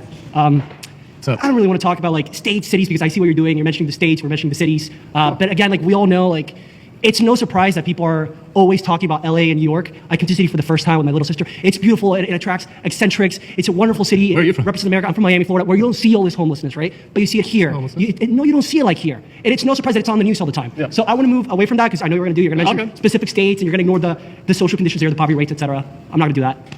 I want to talk about the word Morris that you mentioned. I assume you're a big Tocqueville guy. Yeah, sure. I'm getting old since I'm a dad, so it's been a decade since I read Tocqueville. But yeah, sure. For the normies, Alexis Tocqueville loved to talk about inclinations, right? About Morris. Yeah, Morris. I think that today liberal cities have an issue that's not really about government. It's about hyper individualism, right? And we're losing, let's say, the Morris, the inclinations to make America great. Some of those are represented in rural America, and it's imperfect, hard to compare these places. But I think that you sometimes make things so much about identity, about hyper-individuality. You mentioned gay, Latino, black. You brought demographics many times today. And one thing that Trump does and Republicans do is they talk about nationhood. They talk about being an American. And right now with liberals, a lot of times they're like, why do all these people have American flags in their house? What are you proud of, Did you watch the protest, the No Kings protest? It was all liberals, a lot of American flags. A lot of American flags out there. Yeah, a lot of American flags. A lot of them, saying things that... and Donald Trump did the thing where he called them the enemy of the people. The enemy within. The enemy from within. The people that were protesting him, he called them the enemy from within. He has very kind things to say about foreign despots that like him. If you're a Sharia law sand dictator... You are confusing foreign policy making. Like, he's trying to negotiate and get a deal, and you're trying to make Maduro loves like Putin, and that's what. I want to talk about some traditional value stuff, but I appreciate it, man. It's okay. All right. What's up? Good. Martin, nice to meet you. Martin, nice to meet you, man. So I think that the whole framing of kind of red states versus blue cities, it's kind of a bad framing because we're talking about different levels of analysis. I think the best way of looking at this would be what happens when a state goes from blue leadership to red. Did he do I think the 6-7? best example of that is the state of Florida under the leadership of Ron DeSantis. So under the leadership of Ron DeSantis, has the poverty rate of Florida gone up or down? And I don't have all of the Florida stats in front of me, but I'll say, He do you want me to go did. Florida? Sure, I'll give you the downside of Florida. I think that right now what you're seeing in Florida is a big rise in cost of living because people don't want to move there. I get that. There's a supply and demand. The poverty rate of Florida has gone down. Yeah, there's supply and demand. There's an Adam Smith. Yeah, why I bet I get some in Dan. I think Dan Clancy. Economic development opportunities come to the state. I guess. Yeah, the main reason why is because when you lower state taxes, Ethan you attract more Klein. businesses come in, that creates more jobs and opportunity Yeah. for people, which is I'm what you see Rogan. under Republican leadership. Yeah. And that's really why you're seeing major Lawsuit. companies and people leave states like California in droves to go to states like Texas and Florida with preferable California's doing better than the poverty rate than Florida is, though. But look, Florida has big issues. Florida has a big insurance rate crisis. So look, if you're right. If you're doing well in Florida right now. Oh. Take their fucking perms, Steven. Take yo mama's perms. Good one. That was food shops, not fucking Dan.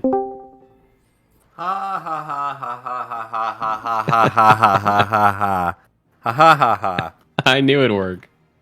You missed the most important word, Celeste. Wow. Well, what do you want, Mooten? Well, Steve, you gotta go. I just wanted to summon you. Oh. Where does he have to go to? He's got a debate. Right now? Like, I think he's late now. Way to go. Where are you going? He's gonna go on the WIC panel. Oh. I thought it was something in real life. Not a. No. He's going to a Twitch stream. Ooh, Yeah, I'm going to your watch mom's out. house in real life. Not him. No, I don't think so.